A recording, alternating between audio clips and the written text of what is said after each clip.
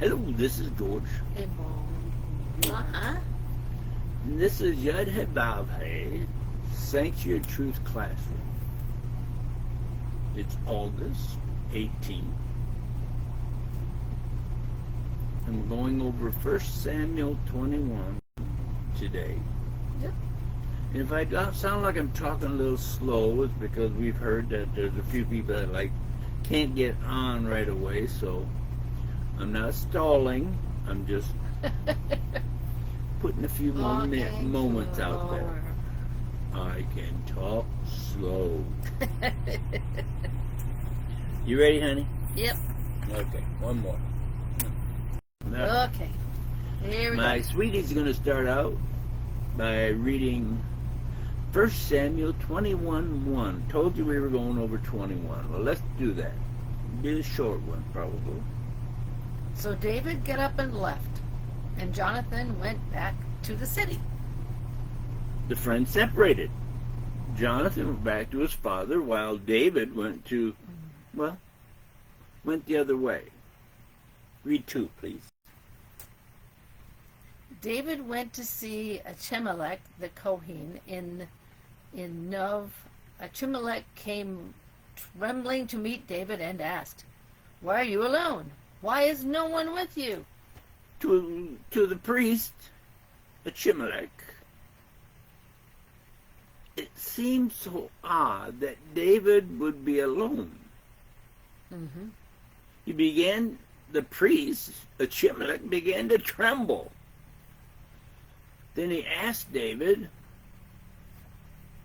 "Why are you here alone?" Now, think about it.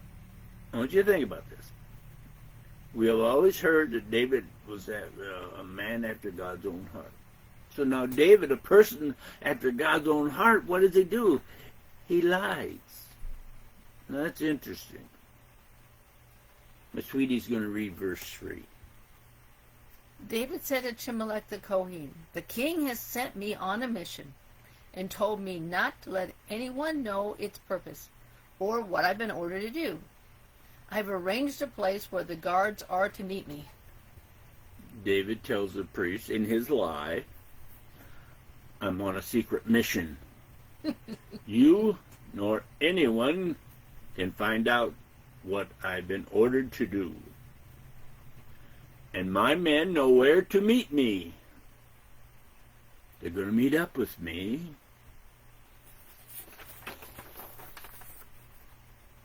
After all, he told a little lie, right? What harm can a little lie cause?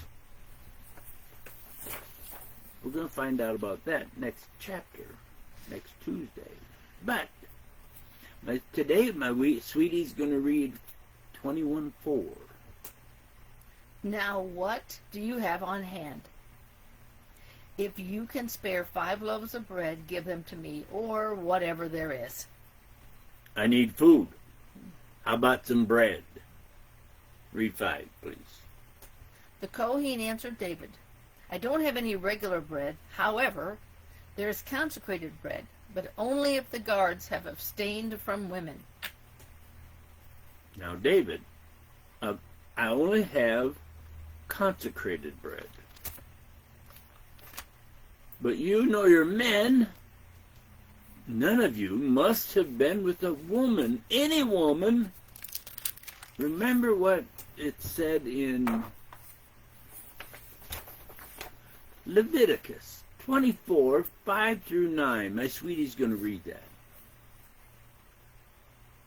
"If you take fine flour and use it to bake 12 loaves, 1 gallon per loaf, arrange them in 2 rows, 6 in a row, on a pure table before Yahweh. Put frankincense with each row to be an offering made by fire to Yahweh in place of the bread as a reminder of it. Regularly, every Shabbat, he is to arrange them before Yahweh. They are from the people of Israel, a covenant forever. They will belong to Aaron and his sons, and they are to eat them in a holy place, because for him they are of the offerings for Yahweh made by fire, especially holy. This is a permanent law. The bread is for the priest, an offering for Yahweh. You just read that, right? Mm-hmm. What's this? Made by fire. And she also read, it's a permanent law. It, the bread, is especially holy. Mm-hmm.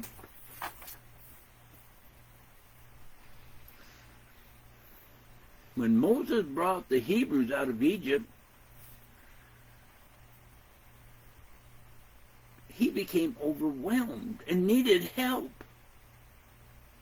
What he told the people in Exodus 19:14 and 15. Read that, please.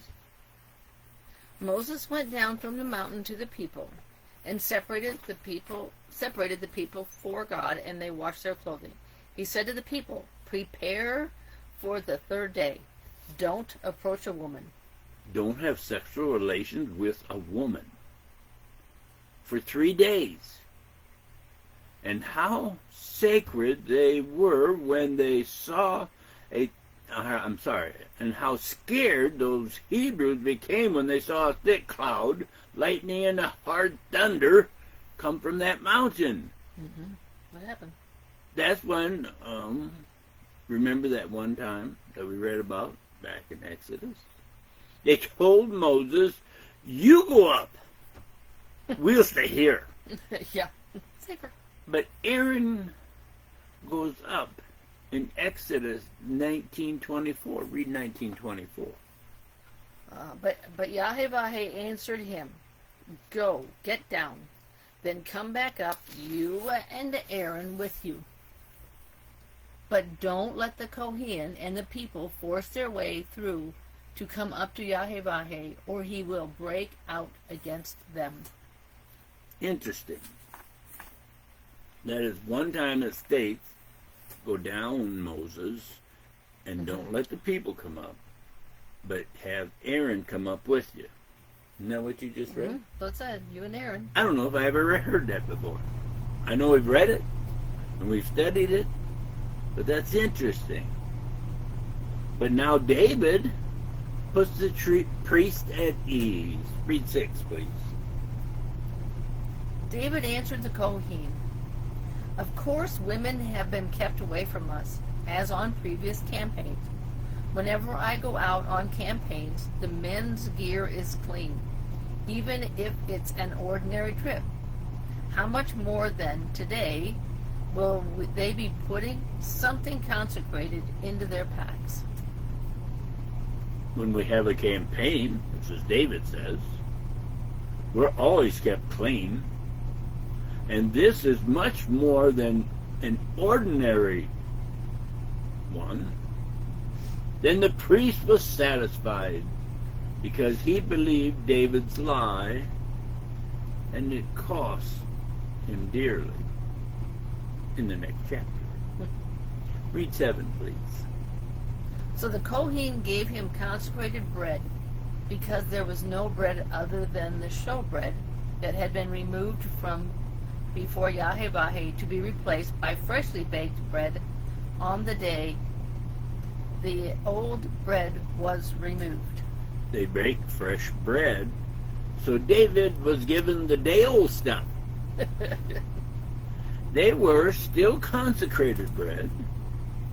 That's why, well, you might say Yeshua was stating, well, in Matthew, or Matthew 12:3 and 4. Read that, please. Oh yeah, okay. No, that's 2. There it is. But he said to them, "Haven't you ever read what David did when he and those with him were hungry? He entered the house of God and ate the bread of the presence, which was prohibited both to him and to his companions. It is permitted only to the Kohen." Now remember, David did that to the consecrated bread. Mm-hmm. This is interesting because Yeshua says that after his men pick a few grains and eat the wheat grains on the Sabbath. I thought that was really No. interesting. My sweetie's going to read verse 8. One of the servants of Saul happened to be there that day, detained before Yahibai. His name was Doeg, the Edomite, the head of Saul's shepherds. 8 and 9? 8. Just 8. That guy Doeg, D-O-E-G, who was an Edomite, you might say he becomes a person Saul has used a number of times. We'll find that also out in the next chapter. So my sweetie's going to continue by reading verse 9.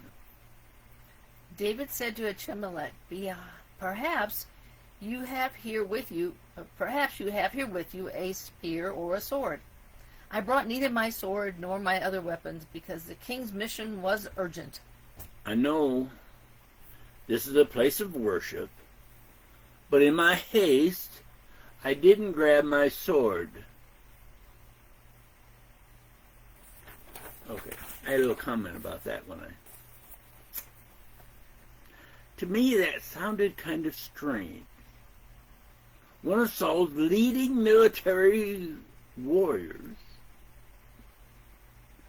leaving on a mission and not even grabbing his sword?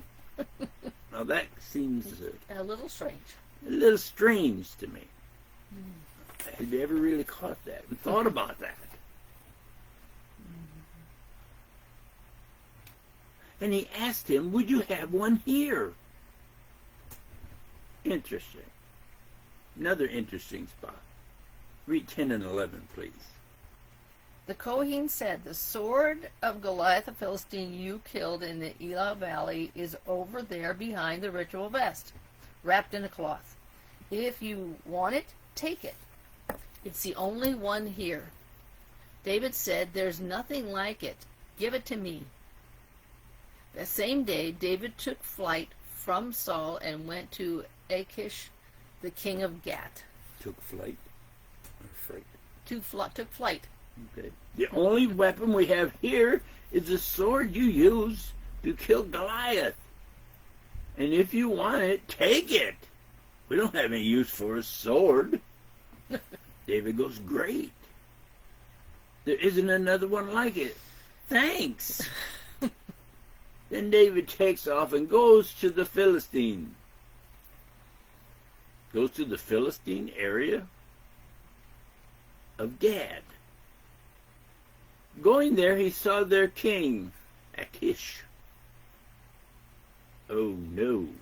You read 10 and 11, right? Mm-hmm. They recognize him. Now,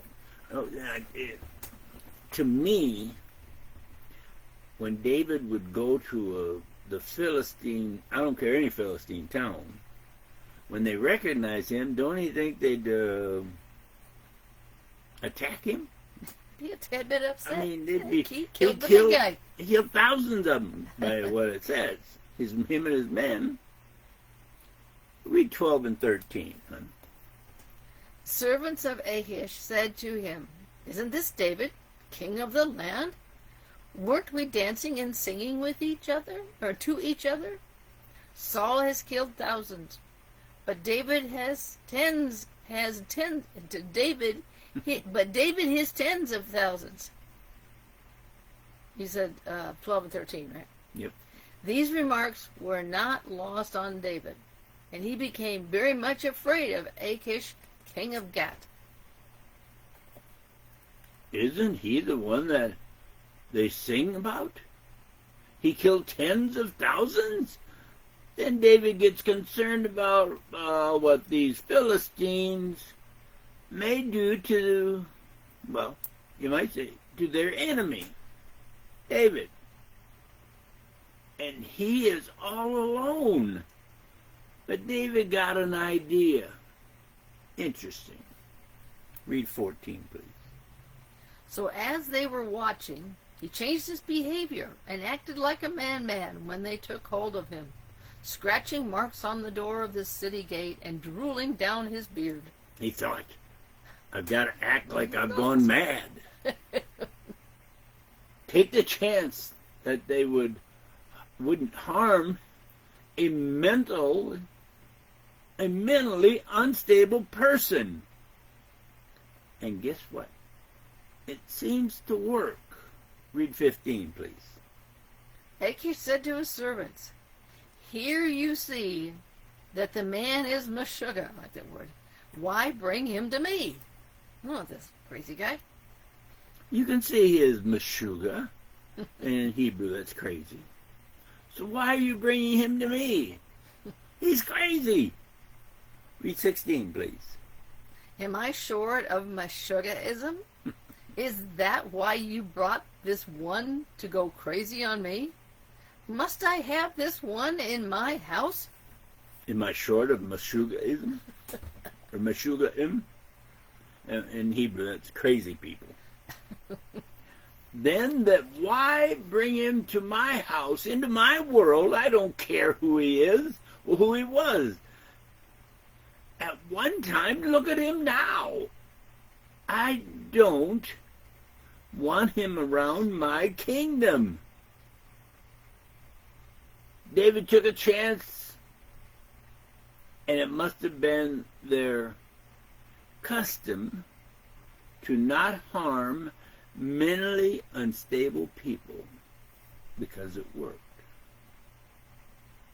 Don't you think that David, with being all alone and going to an area of his enemies, well, you might say it was kind of a bad idea. We think so. Now, where could he go to rethink things? That's next week. That's chapter 22. Next week. Oh, next week. Next week is chapter 22. Huh? This morning I sat down and I wrote something. And I don't know, I wrote this yesterday. I wrote the other one today. I don't know, but you've got to hear and listen to what I'm saying. Absolutely. The trust of the world is on your shoulders, people. It's not just you when you lie. It's to everybody. When you tell the truth, most, you will find out, will ignore it. Because of the worldly brainwashing, because of the world listening to their priests. The things that get in your way is you. That's an interesting statement, and you got to think about that. You got to think about that one. The things that get into your way when you're trying to tell the truth is you, or your past brainwashing, That. or your ignoring of truth. It's stated. It's important to have truth. If you don't have truth, it's just a lie. And next week we're going to find out how David's little lie kind of hurt people.